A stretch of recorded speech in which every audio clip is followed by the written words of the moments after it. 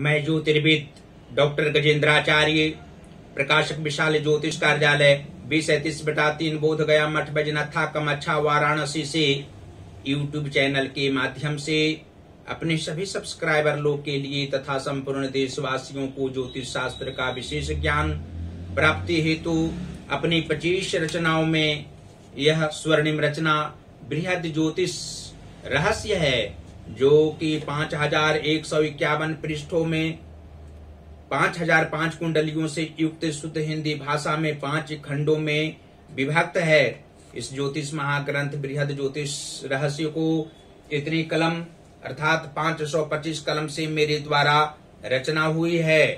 आज आप लोगों को जन्म कुंडली के द्वादश भाव में मंगल एवं बुध ग्रह को बैठने का फल स्पष्ट शब्दों में वर्णन करने जा रहा हूँ। जन्म कुंडली के द्वादश भाव में मंगल एवं बुध के मेल से जातक परिश्रम करके धनोपार्जन करने वाले होते हैं। आंखें इनकी खराब सामान्यतया रहा करती है। इसके अलावा और शारीरिक कष्ट जीवन में नहीं होता है। इसकी वाणी में विशेषता होती है। पढ़े लिखे तो ये कम होते हैं, लेकिन गुणों से संपन्न तथा आत्मज्ञान इनके अंदर जन्मजात होता है, जिससे ये जातक अपने गुणों से माता पिता एवं सुहृद सभी के लिए मध्यावस्था से बहुत पहले ही एक भव्य आशियाना व विशाल गृह निर्माण करके स्वविवेक से सही रूप में धनोपार्जन कर पूर्ण आनंद के साथ सबको अपने भवन में आजीवन सुखमय जीवन हेतु सुंदर कर्म निरंतर करते रहते हैं। ऐसे तो 12वें भाव यानी व्यय भाव में मंगल एवं बुध का मेल से ज्यादातर सुख काल में ही जातक का जीवन व्यतीत होता है। वृद्धावस्था से पहले इनको मात्र ये दोनों ग्रहों के प्रभाव से आंखों में कष्ट तथा उदर विकार संबंधित रोग की सामना अवश्य ही करनी पड़ती है। 6.25 रति का पन्ना जातक इस स्थिति में अवश्य ही धारण करे। अपने दाहिने हाथ की कनिष्ठ का उंगली में दिन बुधवार को उपवास रखकर इस रत्न को धारण करना शुभप्रद व लाभप्रद हर दृष्टि से रहेगा। और यह भी स्पष्ट शब्दों में आप लोग जान सकते हैं कि जन्म कुंडली के एकादश भाव के स्वामी शनि ग्रह हों तथा पंचम भाव के स्वामी चंद्रमा हों तो द्वादश भाव स्थित मंगल एवं बुध के प्रभाव से जातक प्रभावशाली कार्य किसी भी काल में करने वाले होते हैं।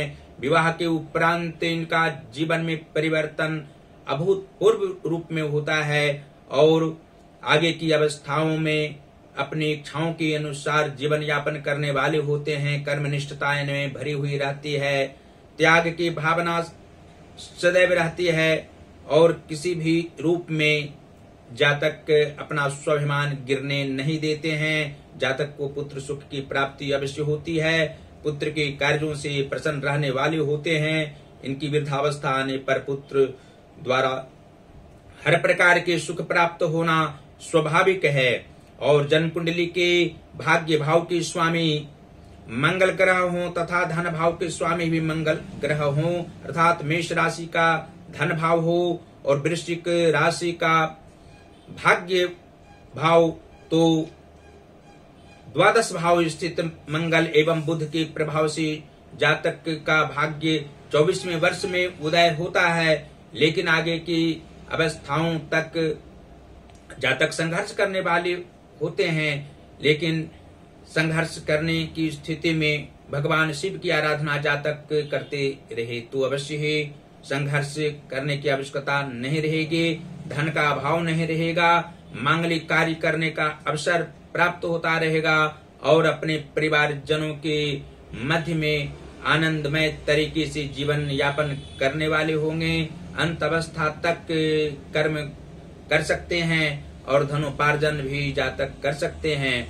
जन्म कुंडली के कर्म भाव के स्वामी गुरु बृहस्पति हों तथा मातृभाव के स्वामी बुध ग्रह हों तो द्वादश भाव स्थित मंगल एवं बुध के प्रभाव से जातक का कर्म क्षेत्र जन्म स्थान से ज्यादा दूरी पर नहीं रहता है। जातक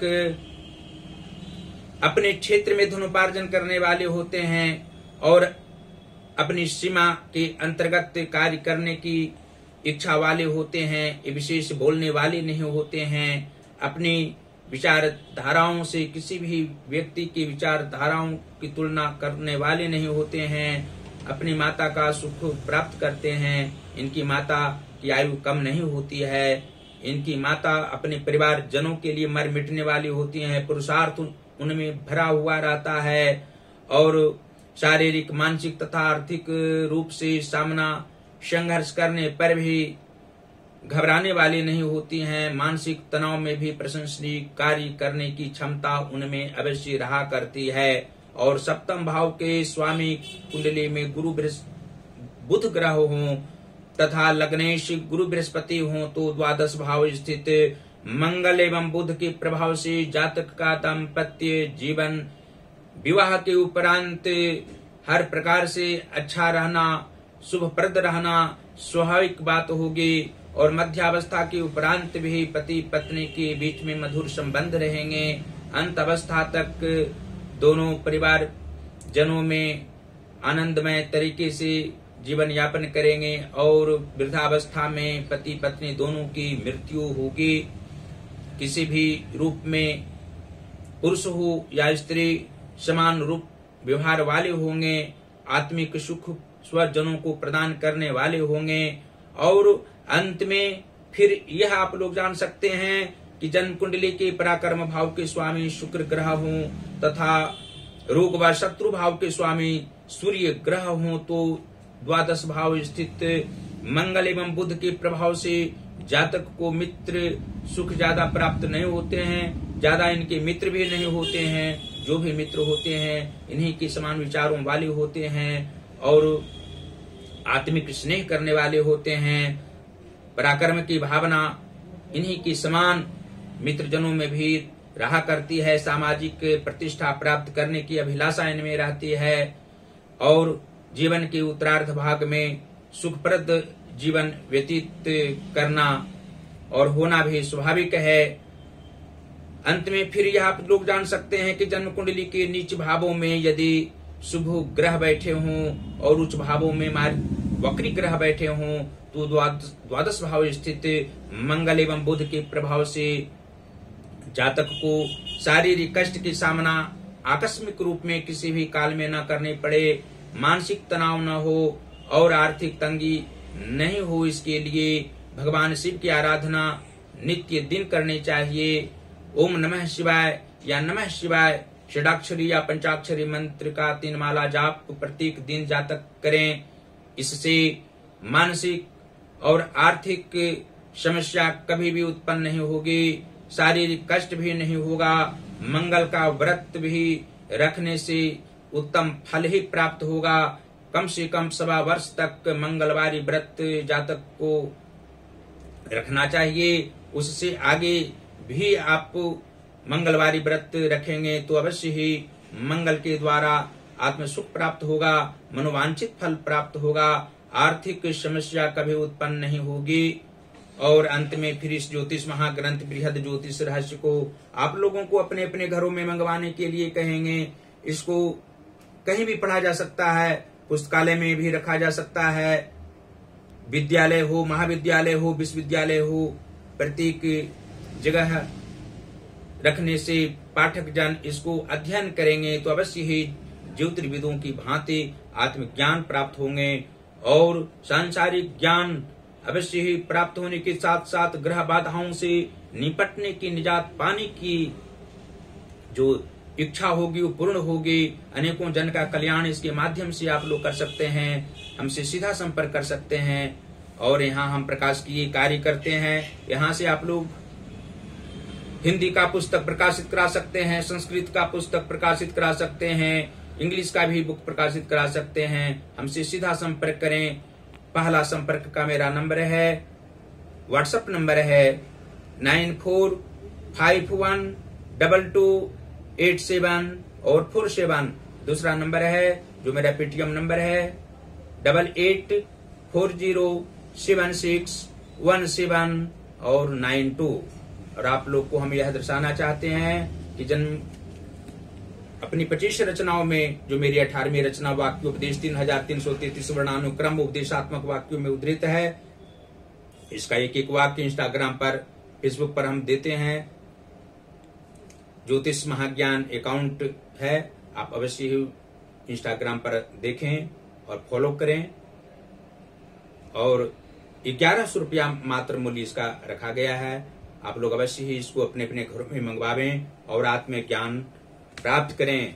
साथ ही योग साधना निधि जो 125 प्रश्नोत्तर में उद्धृत है, मेरी 7वीं रचना है, इसका मूल्य 900 रुपया मात्र है। 125 प्रश्नोत्तर जो योग साधना से संबंधित है, आप लोग अवश्य ही योग साधना के द्वारा प्रश्न का उत्तर प्राप्त करके आप लोग अपनी अपनी समस्याओं का समाधान योग साधना से आप लोग निरोग रह सकते हैं। इसको अवश्य मंगवावें। और ज्योतिष महाज्ञान जो हमारा चैनल यूट्यूब पर है, उसको अवश्य सब्सक्राइब करें। घंटे का बटन दबाना कदापि न भूलें और हमारी वीडियो को शेयर करते रहें, कराते रहें और वीडियो को लाइक भी करते रहें। देवाधिदेव महादेव भगवान श्री काशी विश्वनाथ जी की असीम कृपा आप लोगों पर बनी हुई रहे। साथ ही माता अन्नपूर्णा जी की असीम कृपा बनी हुई रहे।